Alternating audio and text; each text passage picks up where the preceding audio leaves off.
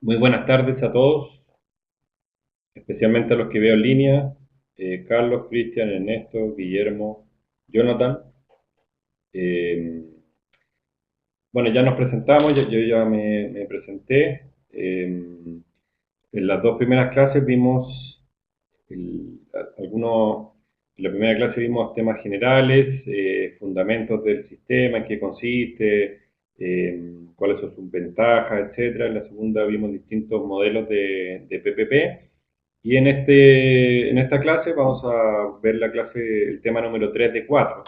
Y el tema número 3 corresponde a ciclo de un proyecto PPP, identificación y análisis de proyecto, licitación y gestión del contrato. Antes de comenzar, quisiera darle el espacio para que puedan hacer alguna eventual consulta o comentario de clases anteriores.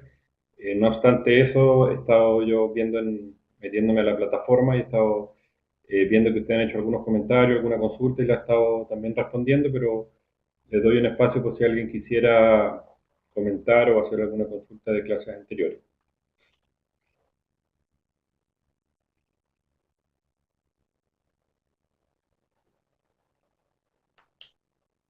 Ok, Ernesto dice, por mi parte, está todo claro.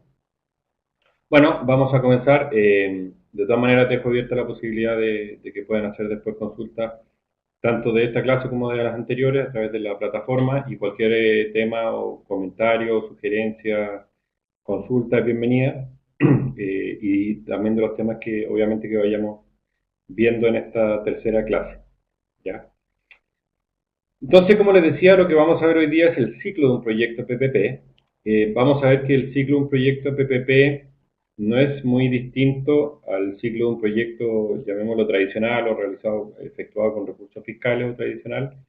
Eh, lo primero que les quiero mostrar, aquí en la flecha verde les estoy mostrando qué es lo que vamos a ver hoy día, en particular, que son las etapas del proyecto, que tiene, vamos a ver, tres etapas. Pero antes de eso, quiero mostrarles esta imagen, eh, yendo un poco más atrás porque quiero enmarcar el tema hoy día en un tema un poco más amplio que es la planificación de la infraestructura.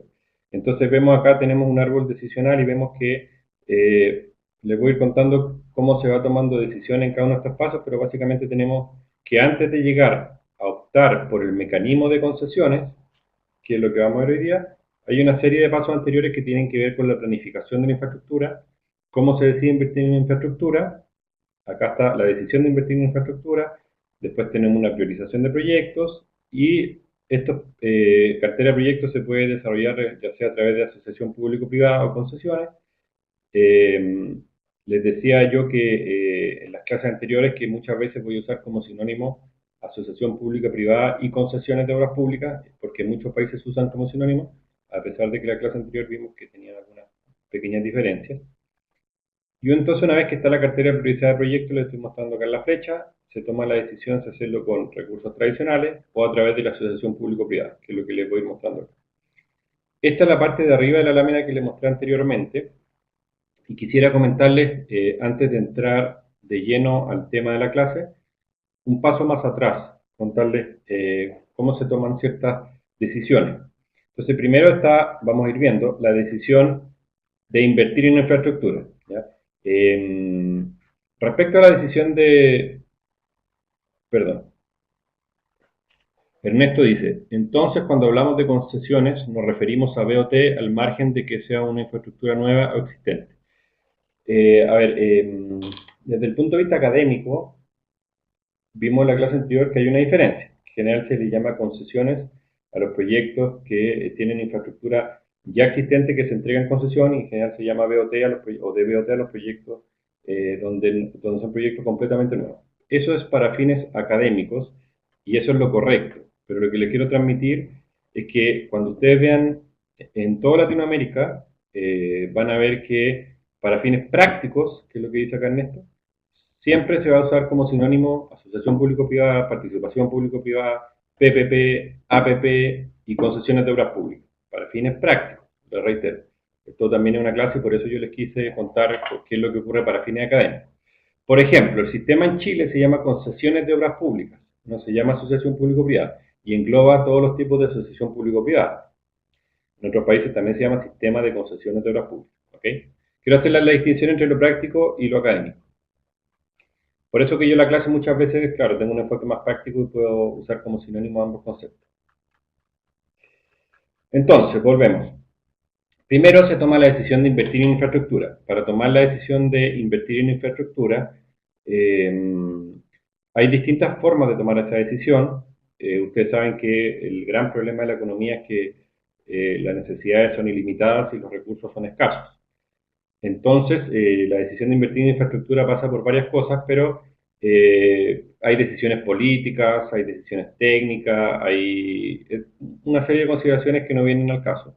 Pero una vez que ya se tomó la decisión de invertir en infraestructura, de hecho, eh, cada país tiene sus distintos porcentajes de infraestructura, de inversión en infraestructura como porcentaje de la inversión en el Producto Interno Bruto. Entonces, se dice que en general la inversión en infraestructura debiera andar en torno al 3,5% del Producto Interno Bruto del país. En el caso de Chile estábamos en el 0,8%, pero hemos ido aumentando gradualmente y ya se cree que este año vamos a llegar al 3,5%. No es el motivo nuevamente de la clase, sino que le estoy dando un marco. Luego que ya tenemos la decisión de invertir en infraestructura, como les decía que los recursos son escasos y las necesidades son ilimitadas, hay que establecer alguna forma de priorizar los proyectos, es decir, determinar cuáles se van a desarrollar con mayor urgencia que otros. En muchos países, bueno, esta pregunta tiene que ver con las urgencias, porque muchas veces hay urgencias de construir cierta infraestructura, no hay mucho espacio para priorizar propiamente tal, sino que hay que partir por lo urgente.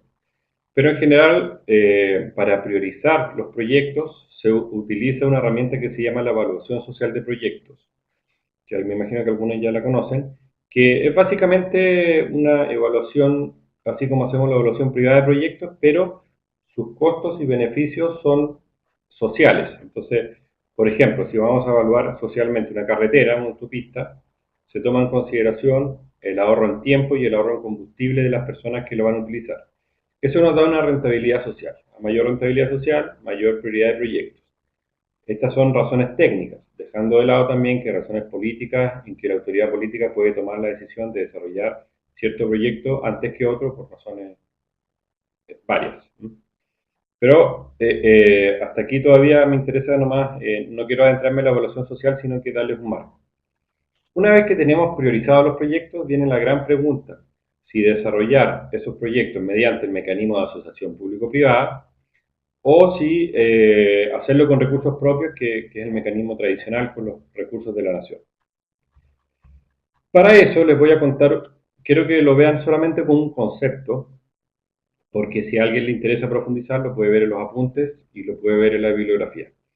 Para tomar la decisión si desarrollar el proyecto mediante asociación pública o privada o mediante recursos públicos, existe una herramienta que fue creada en Inglaterra que se llama PSC o Public Sector Comparator en inglés, en comparador público-privado en castellano, que básicamente compara cuánto le costaría al Estado desarrollar un proyecto con recursos propios y cuánto le costaría al privado desarrollar un proyecto con sus recursos, perdón, cuánto le costaría al Estado desarrollarlo a través de privados.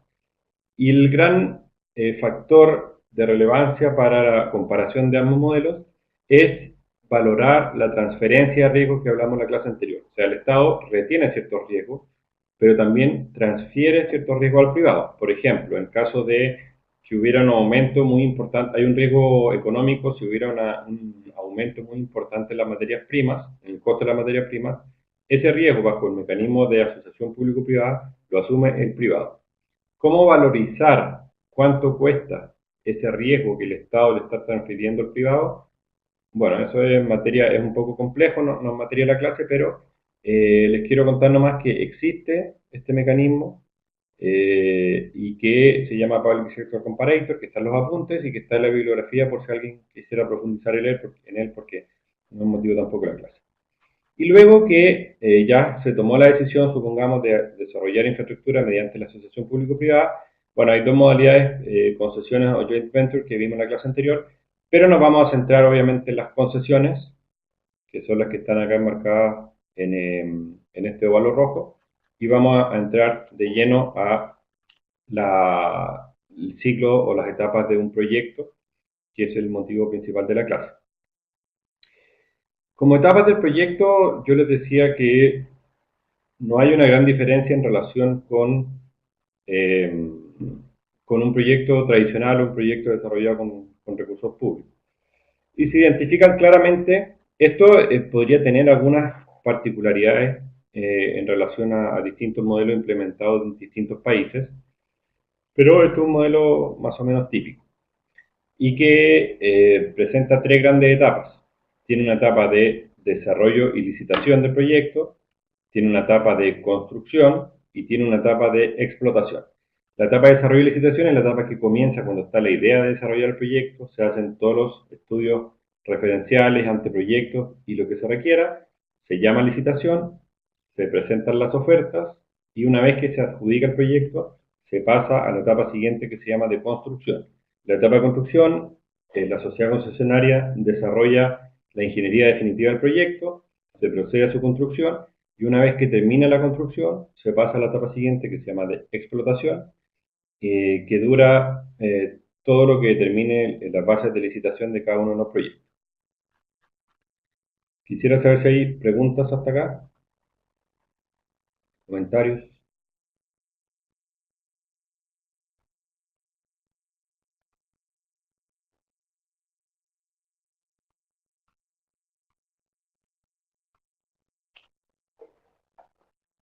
Ok, Ernesto dice todo bien.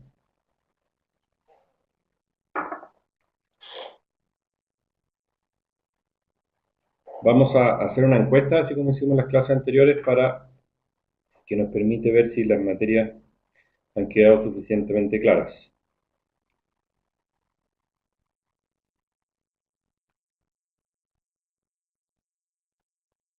Ya, tenemos una encuesta abierta. ¿Qué dice? ¿Qué metodología se utiliza para determinar la conveniencia de desarrollar infraestructura con recursos fiscales o mediante asociación público-privada? A, evaluación social, perdón, A, evaluación privada, B, evaluación social, C, comparador público-privado. Entonces les pido que voten respecto a lo que ustedes entendieron de la clase.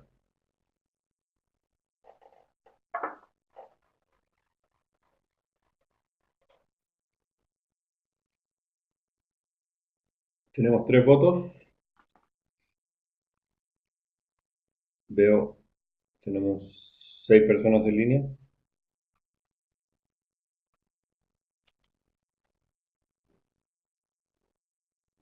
¿Alguien más quiere votar?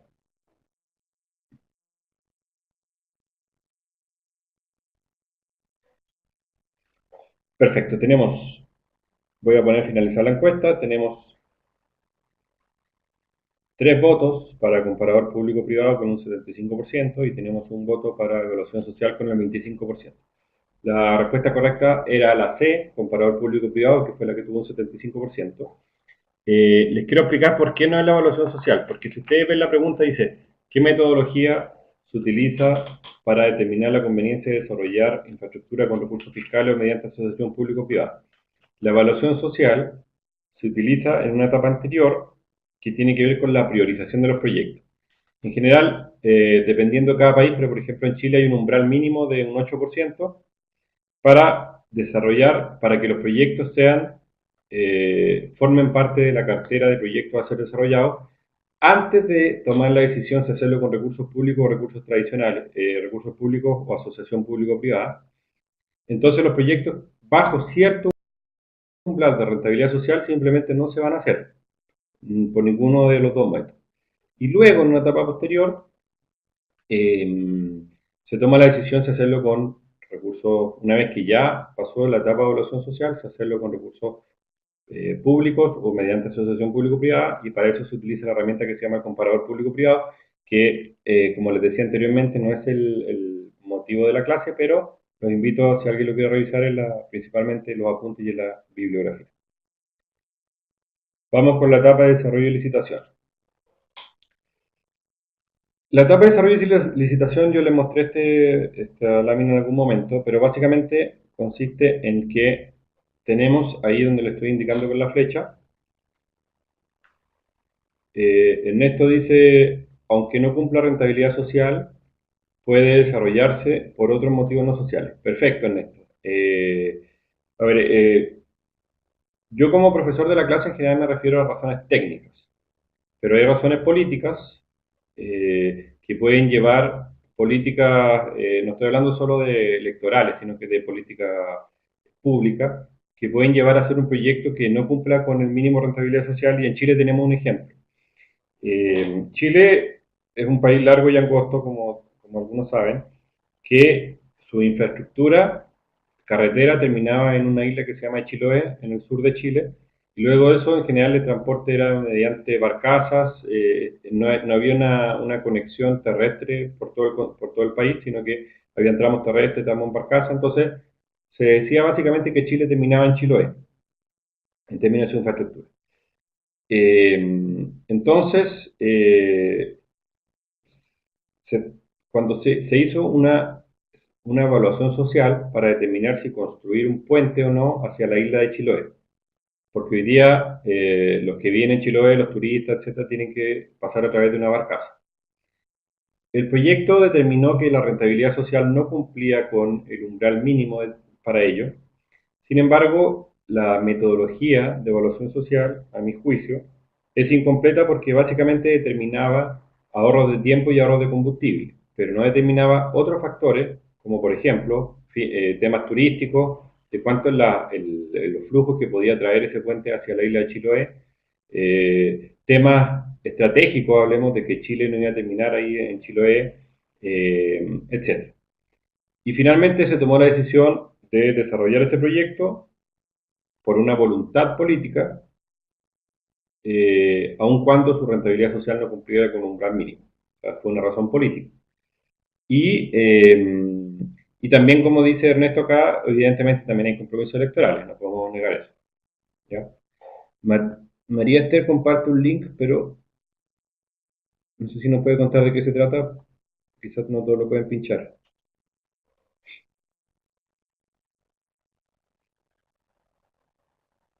María Esther está compartiendo un enlace, artículo sobre el tema, perfecto. Te agradezco, María Esther, obviamente que no voy a poder verlo ahora, porque estamos en la clase, pero lo voy a ver. Y los demás también, a los demás lo invito a verlo, ¿no? Lo vamos a poder comentar en esta clase. Y a los aeropuertos fantasma en España, se escuchaba hablar de ellos. Y los invito a los que quieran también a comentarlo después en la plataforma, en el artículo. Vamos a la cartera, bueno, aquí ya es cuando tenemos la cartera de proyectos que se van a desarrollar por concesión. Tenemos acá en el óvalo rojo la cartera de proyectos que provienen de dos fuentes, básicamente, de iniciativa pública e iniciativa privada. La iniciativa pública corresponde a todos aquellos proyectos que el gobierno ha determinado que se van a desarrollar, de todos los ámbitos que conocemos, de infraestructura vial urbana, infraestructura vial interurbana, hospitales, cárceles, etcétera, un mecanismo abierto a varios tipos de infraestructura. En el caso chileno, el único organismo que tiene la facultad de concesionar infraestructura es el Ministerio de Obras Públicas. Por lo tanto, si hay otro organismo que tiene bajo su tuición cierta infraestructura, como por ejemplo, en el caso de las cárceles están bajo la tuición del Ministerio de Justicia, o los hospitales que están bajo la tuición del Ministerio de Salud, estos ministerios encargan al Ministerio de Obras Públicas que concesione a través de una figura que se llama convenio de mandato. Por lo tanto, la cartera de proyectos por concesión se nutre tanto de iniciativa pública como iniciativa privada. Iniciativa privada es un mecanismo que existe en Chile, en Perú, entiendo que en Colombia y en varios países, que permite que cualquier persona, natural o jurídica, pueda presentar una idea a ser desarrollada mediante el mecanismo de concesión. Como contrapartida de eso, la persona que presentó la idea, que fue declarada de interés público, al momento tiene tanto un reembolso de los estudios que necesite desarrollar para licitar el proyecto, como también, en el caso chileno, alguna ventaja al momento de participar de la licitación. Eso les invito a conocer ese mecanismo porque es para ustedes que varios han estado relacionados con esta área, es una oportunidad también de poder presentar proyectos en su país de origen o en otro país. Una vez entonces que tenemos esta cartera de proyectos, dibujé dos flechas, una flecha que va hacia la etapa de precalificación y otra que va hacia la etapa de licitación, porque la etapa de precalificación no es obligatoria en todos los países. En Chile no es obligatoria, sino que se toma caso a caso la decisión de desarrollar precalificación en base a ciertos parámetros, como por ejemplo la experiencia de la empresa o su capacidad financiera. Ernesto pregunta, para participación privada, ¿debe haber primero una convocatoria por parte del gobierno? Eh, yo no conozco todos los casos en Latinoamérica, por supuesto, pero de los casos que conozco, no. Los casos que conozco es un mecanismo que está establecido en la ley y que permite que durante cualquier momento del año, durante cualquier momento del periodo, una persona natural o jurídica presente una idea, esa idea ingresa y debe ser evaluada para ver si es o no de interés público. Ernesto dice, o se le puede ocurrir al privado y lo presenta, claro, en el caso, en los casos que yo conozco, cualquier idea que sea del ámbito de la infraestructura pública y que sea de interés público, la puede presentar en cualquier momento. No hay un llamado, por así decirlo, a presentar iniciativas privadas, sino que es un mecanismo abierto durante todo el año. Entonces, dibujé aquí una doble flecha que va a la etapa de precalificación y a la etapa de licitación, porque le decía que la etapa de precalificación no es obligatoria, y en la etapa de precalificación se pide que la empresa presente ciertos antecedentes basados básicamente en su espalda, lo que llamamos sus espaldas financieras o su patrimonio y su experiencia en la materia. En caso de haber precalificación, solamente los que precalificaron pasan a la etapa de licitación.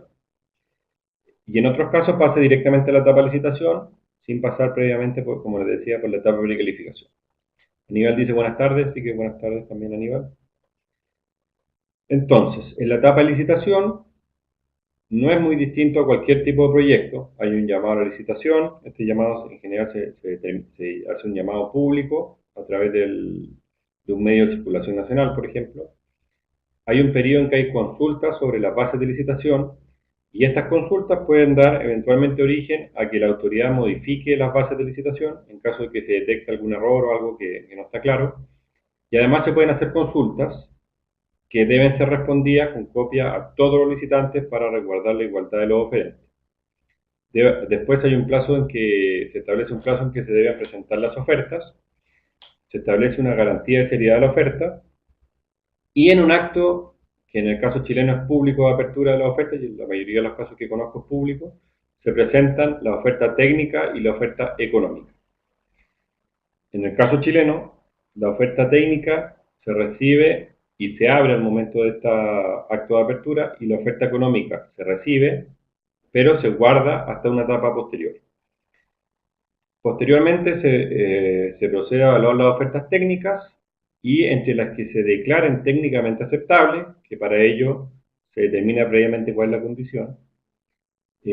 Por ejemplo, que no tenga, en Chile se evalúa de 1 a 7, que no tenga ningún documento bajo nota 4.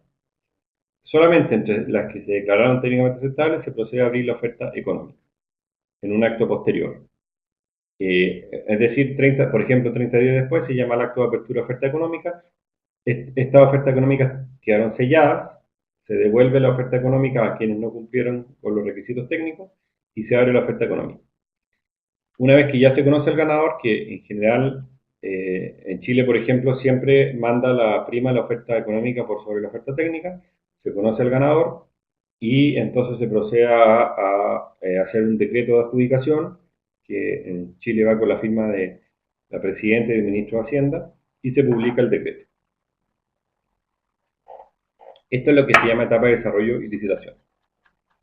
Vamos a pasar ahora a la etapa de construcción, y antes de eso les doy espacio para que puedan hacer alguna consulta o comentarios.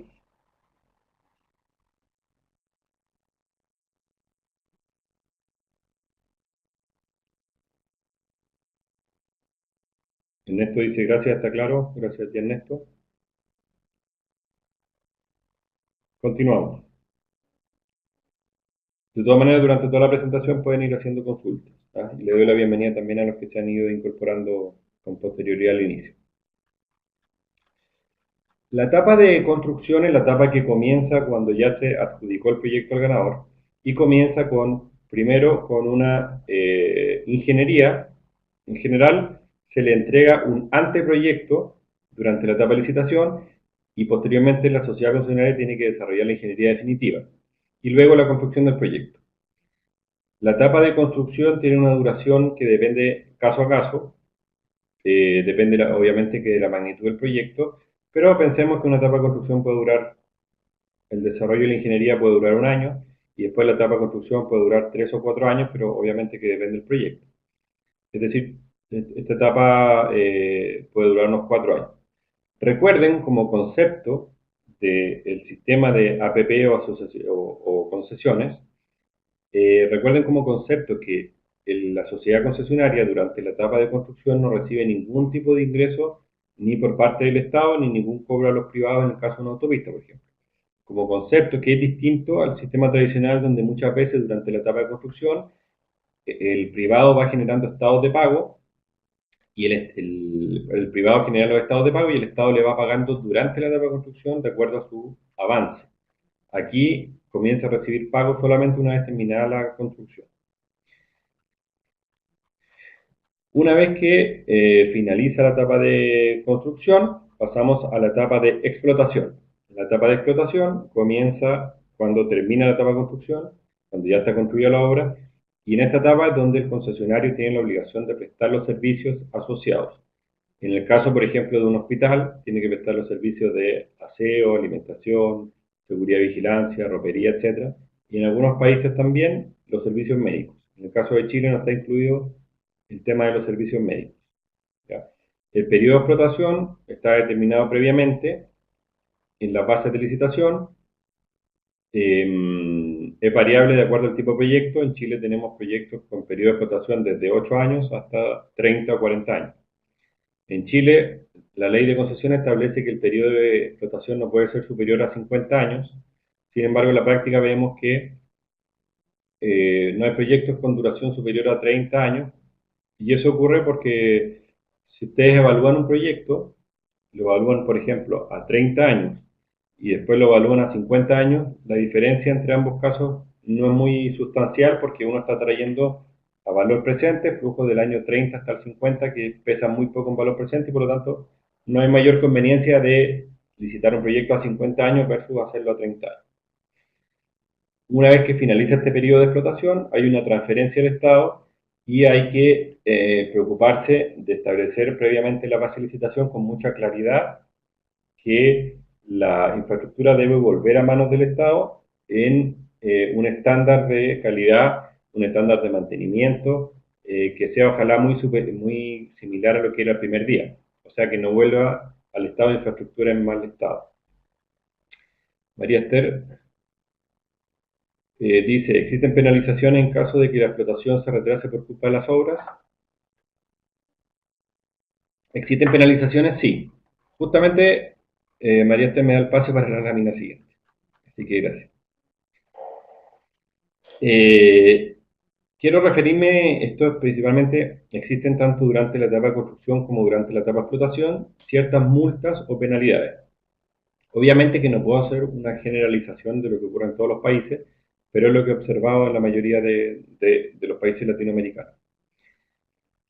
Existen ciertas multas en caso de incumplimiento. Estas multas están vinculadas al cumplimiento de las obligaciones emanadas del contrato. Entonces, en las bases de licitación o pliegos de licitación se establecen previamente ciertas multas y es importante que estas multas estén asociadas a ciertos incumplimientos. Que se diga claramente cuál es el incumplimiento que da origen a la multa. No multas, no multas que, por así decirlo, queden muy a discreción de la autoridad concedente, sino que esté claramente establecido con anterioridad. Y les digo esto porque, bueno, ahí ya empieza el trabajo de los abogados, y los abogados son bastante expertos en defenderse como sociedad concesionaria, en defender a la sociedad concesionaria de las multas, y muchos, uno de los argumentos para defenderse de las multas es que el incumplimiento no estaba exactamente ligado a cierta multa. O sea, si ustedes ven bases de licitación, lo pueden ver en el sitio web concesiones.cl, que está en la bibliografía también. Están todos los proyectos que se han concesionado en Chile. Pueden ver que hay una tabla de multas de varias páginas. donde se establece cada multa asociada a cada incumplimiento. El monto en general queda a criterio de la autoridad concedente, pero me refiero que queda a criterio de la autoridad concedente antes de llamar a la licitación, no después de ella, dependiendo si la infracción es grave, menos grave o leve. Y además, en algunos casos, tales como el chileno, sobrepasar cierto monto de multas en un periodo determinado puede dar origen a un incumplimiento grave del contrato, lo que podría implicar un término anticipado de la concesión. O sea, aquí en Chile se tomó la decisión de darles bastante importancia a las multas. Entonces se establece que si el monto de las multas en un periodo supera cierto monto, podría dar incluso origen a un término de la concesión.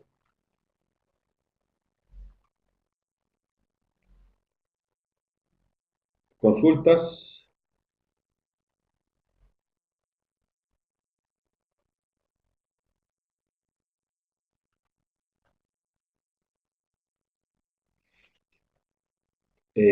Por otra parte, también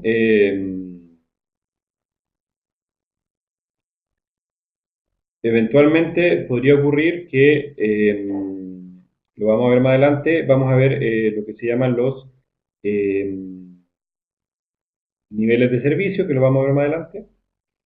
Y esos niveles de servicio se establece que en base al cumplimiento o no cumplimiento de ciertos estándares, la sociedad concesionaria tenga ciertas multas asociadas o ciertos premios, pero antes de pasar a eso quiero hacerles una encuesta para ver si los conceptos han quedado, como les comentaba, suficientemente claros.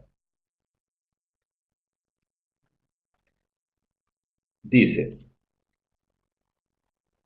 la etapa de precalificación permite evaluar previamente a los interesados para determinar quiénes pueden participar de la etapa de licitación. A, verdadero, B, falso.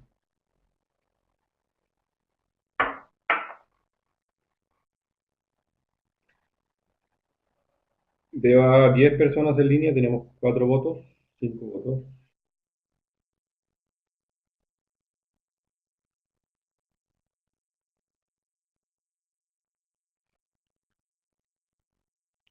Siete votos, 8 votos. Ok, finalizamos. El 100% respondió verdadero y la respuesta correcta era verdadero y por lo tanto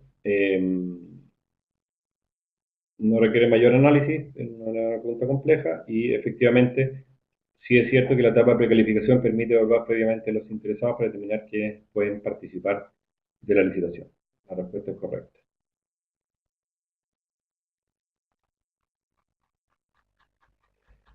Ahora, como les adelanté, me quiero referir a los niveles de servicio. Esto es un concepto relativamente nuevo en su aplicación en los contratos de concesiones a nivel, sobre todo latinoamericano. Cuando comenzó el sistema en Chile, por ejemplo, hace 25 años, no existía una real preocupación por el nivel de servicio o la calidad que prestaba la infraestructura hacia los usuarios.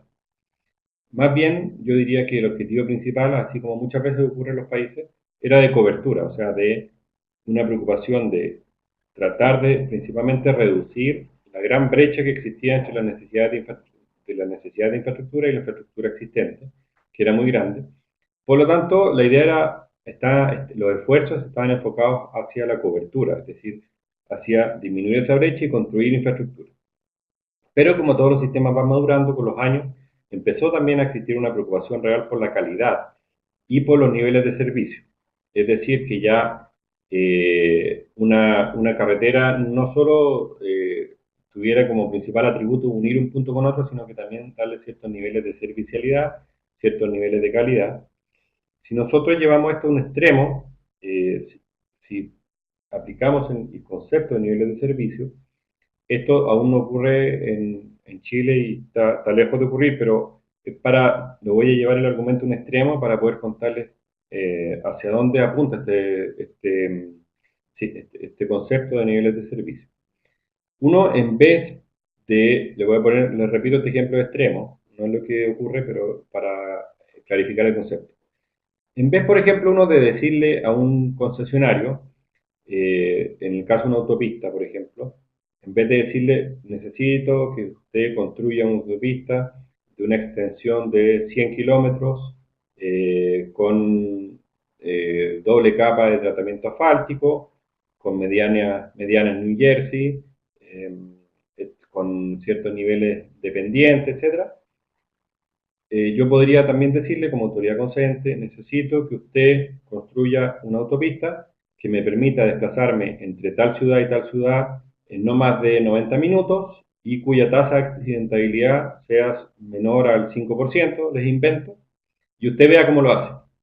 Entonces lo que yo voy a evaluar son los niveles de servicio, voy a evaluar que se cumpla ese nivel de accidentabilidad, voy a evaluar que se cumpla esos niveles de desplazamiento y eso es lo que voy a evaluar y usted vea cuál es la mejor solución para lograr ese objetivo. ¿Entiende la idea? Lo estoy poniendo en un extremo porque no es lo que ocurre, pero a eso me refiero con niveles de servicio. Entonces, hay una real hoy día preocupación por cuál es el servicio que presta la infraestructura a los usuarios. Y les voy a poner el caso de los hospitales concesionados en Chile. Los primeros hospitales concesionados en Chile se llamaron Maipú y La Florida en la comuna de Santiago, que ya están en etapa de explotación. Lo pueden ver también en la bibliografía si a alguien le interesa profundizar en el tema. Y se estableció ciertos niveles de servicio en base a ciertos parámetros que están ahí indicados. Se determinó ciertos parámetros para cada uno de los servicios y se estableció la importancia relativa de cada uno de esos servicios que tiene que prestar la sociedad concesionaria en relación con el total. Me estoy refiriendo a los servicios que les mencioné anteriormente, de aseo, seguridad y vigilancia, ropería, etc. Y se determinó que frente a cada incumplimiento de los parámetros que allí se señalan, la sociedad concesionaria disminuye su nivel de servicio. Hay una fórmula ahí que está establecida.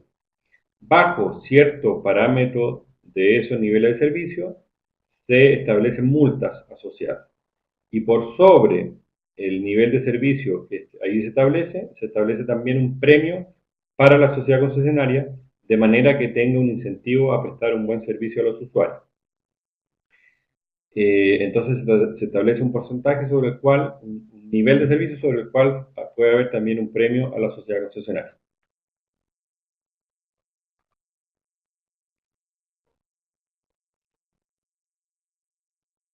Voy a hacer otra encuesta, la última.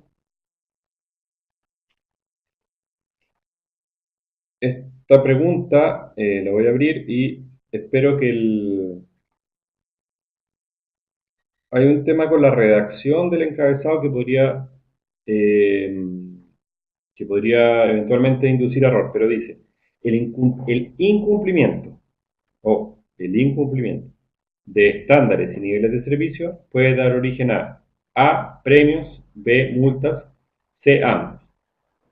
Quiero recalcar la palabra incumplimiento porque podría inducir eventualmente errores. Tenemos 6 votos, 7 votos.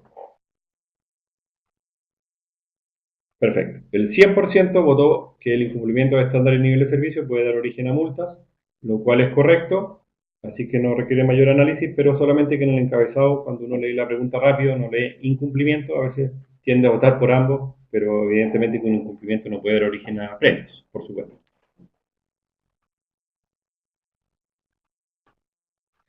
El tema de los niveles de servicio es un tema bastante interesante a mi juicio porque tiene que ver con cómo ha también evolucionado el modelo desde el comienzo, que estaba muy orientado, como les decía, a la cobertura, ampliar la cobertura hacia hoy día.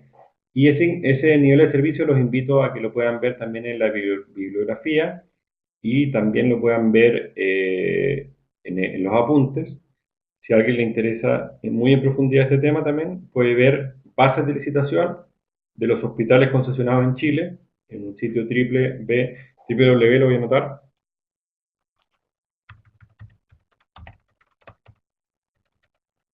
Ese sitio es bastante completo, donde pueden encontrar información de todas, lo puse ahí en el chat, de todas las concesiones que se han desarrollado en Chile hasta la fecha y cuenta con todas sus bases de licitación. En la fase de licitación principalmente de hospitales y de cárceles concesionadas, donde el concesionario tiene que prestar bastantes servicios. Está muy desarrollado este tema de los niveles de servicio y si a alguien le interesa lo puede ver ahí porque es interesante. Después, si lo quiere, lo podemos comentar también a través de la plataforma. Consultas, dudas, comentarios.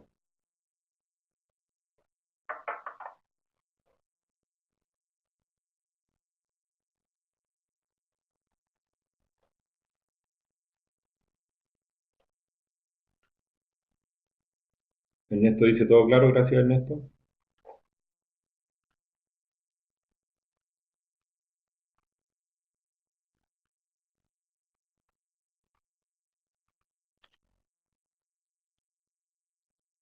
No hay más consultas. Guillermo dice excelente material expuesto, muchas gracias a ti Guillermo. Bueno, para ir terminando entonces, lo que vimos hoy día tiene que ver con el ciclo proyecto PPP, dice dos puntos, identificación y análisis de proyecto que vimos al principio, licitación y gestión del contrato.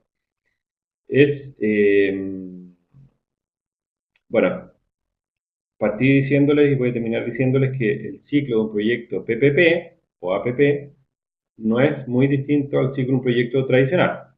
Si ustedes ven las etapas que estuvimos viendo, no presenta gran diferencia. Diría que una gran diferencia que es importante que les quede grabada para ir un poco apartándose del concepto de tradicional es que en estos tipos de contratos la sociedad concesionaria no recibe pagos durante la etapa de construcción a diferencia del modelo tradicional.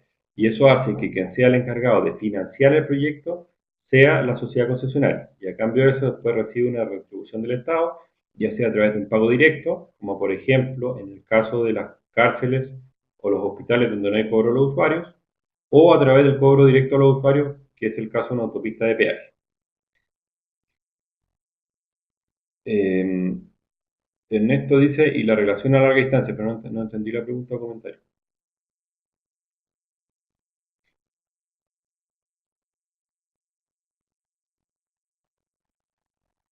Bueno, mientras Ernesto me puede aclarar esa duda, lo que les decía entonces es que no hay grandes diferencias, pero ojo con esa diferencia en que los ingresos, en este caso de APP o PPP, los comienza a recibir el concesionario en la etapa de explotación y no en la etapa de construcción, y eso marca una diferencia importante.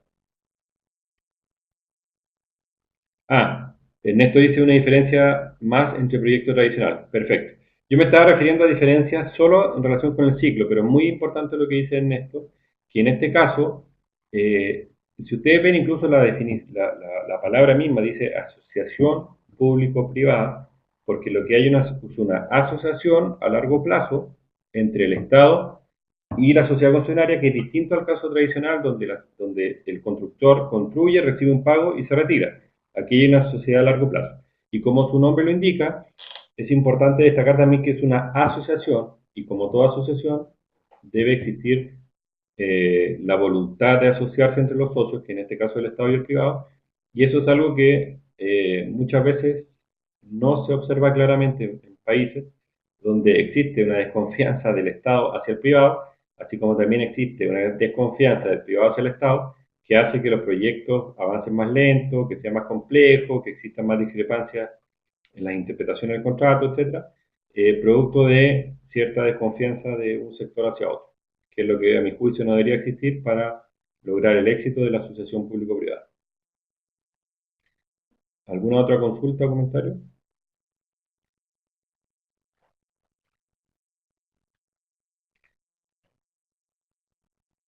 Bueno, al parecer no. Yo los dejo invitados a que puedan hacer, que lean los apuntes, que vean la bibliografía, que cualquier consulta o comentario la podamos ir haciendo también a través de la plataforma. Así que con esto vamos terminando la tercera clase. Les quiero agradecer especialmente su asistencia